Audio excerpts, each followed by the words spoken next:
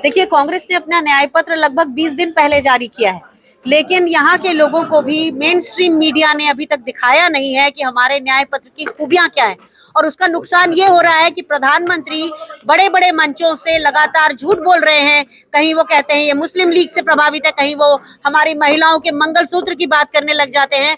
तो इस तरह के झूठ और बवाल से मुक्ति के लिए हमने ये सोचा है, क्योंकि मेरे को कांग्रेस ने एआईसीसी का यहाँ पंजाब का मीडिया प्रभारी बनाया है, तो ये मेरी जिम्मेदारी है कि लोगों तक सच पहुंचाएं और प्रधानमंत्री जो लगातार उस पद पे रहते हुए लोगों के साथ झूठ बोल रहे हैं, उसके बारे में लोगों को भी सच मालूम हो। क्या क्या कांग्रेस ने क्या क्या नीतियां करी हैं, जैसे आपने अभी बताया था? जी, ये पांचों न्याय हैं, युवाओं के लिए न्याय है कि उन्हें हम पहला अप्रेंटिसशिप देंगे, जिसमें वो अगर ग्रेजुएट हैं तो उनको काम का पहला साल हम देंगे, जिससे वो अपनी स्किल बना सकें और आगे चल के वो आगे अपनी नौकरी ढूंढ सके। उसके अलावा जो 30 लाख पद खाली हैं उनकी बात हमने की है। कांग्रेस ने अलग से ये भी कहा है कि हम अगर सत्ता में आएंगे तो अग्निपथ स्कीम है उसे हम खत्म करके, जैसे पहले पुरानी भर्ती होती थी उसे हम लेके आएंगे, क्योंकि पहले 34 लाख के करीब लोग आर्मी में आना चाहते थे, लेकिन अब केवल 10 लाख एप्लीकेशन आती है और सिलेक्ट होने के बाद भी लोग सेना छोड़ रहे हैं। तो कांग्रेस ने उसकी भी बात की है। और गिग वर्कर्स के लिए भी उनको सामाजिक न्याय दिया जाएगा, उनका कोई शोषण ना कर सके, इस तरह की पॉलिसी बनाई जाएगी। और जो लोग अपना स्टार्टअप करना चाहते हैं उनके लिए 5,000 करोड़ रुपए का युवा रोशनी नाम का स्टार्टअप फंड भी होगा। ये हमने युवाओं के लिए बात की है।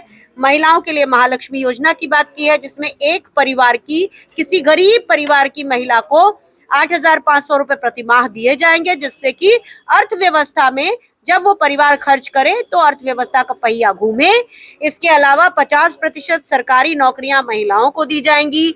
महिलाओं के लिए वर्किंग वुमेन हॉस्टल बनाए जाएंगे। पंचायत स्तर पे अधिकार मैत्री की स्थापना होगी और आशा उषा वर्कर्स का जो सैलरी है बढ़ाते हुए केंद्र सरकार का उसमें जो योगदान होता है उसे दुगुना किया जाएगा। ये तो बात महिलाओं के लिए है। इसके अलावा किसानों को टैक्स फ्री खेती, एमएसपी का कानून, मुआवजे का 30 दिन के अंदर भुगतान, एक ऐसा आयोग जो कर्ज मुक्ति के लिए अपना कार्यवाही करके और व्यवस्थित तरीके से कर्ज मुक्ति को करवा सके, इस तरह की कानून हम बनाएंगे। इसकी बात हमारे किसान न्याय में है।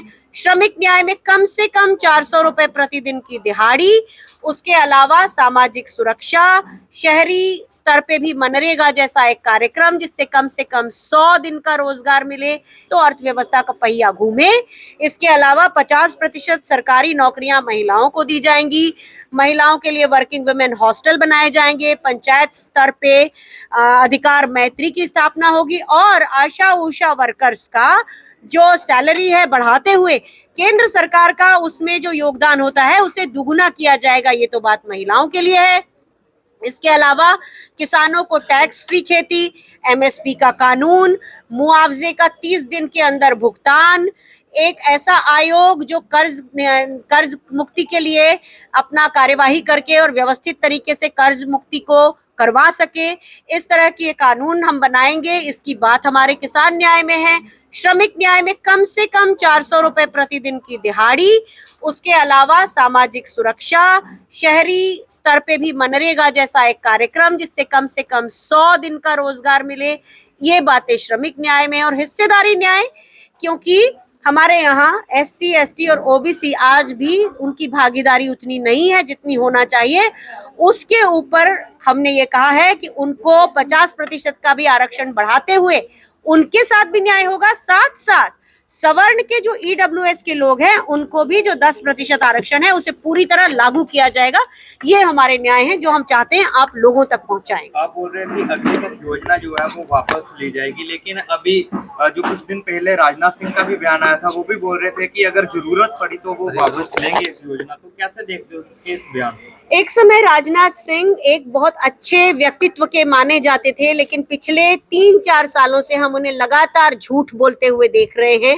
उसके बाद अगर वो कोई बात कहते हैं तो भरोसा करने के योग्य नहीं है, क्योंकि जब उनके हाथ में ताकत थी, जब उनके हाथ में सत्ता थी, तब अगर उन्होंने कुछ नहीं किया और सेना के तोड़ने की तरफ अपना योगदान दिया तो ऐसे रक्षा मंत्री के बयान के ऊपर मैं लोगों से अपील करती हूँ कि भरोसा मत कीजिए। एक तरफ भाजपा 405 की बात कर रही है, दूसरी तरफ जिस तरीके से सूरत में चुनाव हुआ है उसको कैसे देखते हैं? सूरत में चुनाव लोकतंत्र की सामने होती हुई हत्या है। कांग्रेस ने अपील की है चुनाव आयोग से भी और सुप्रीम कोर्ट से भी हम कहेंगे कि इस चुनाव को रद्द करना चाहिए।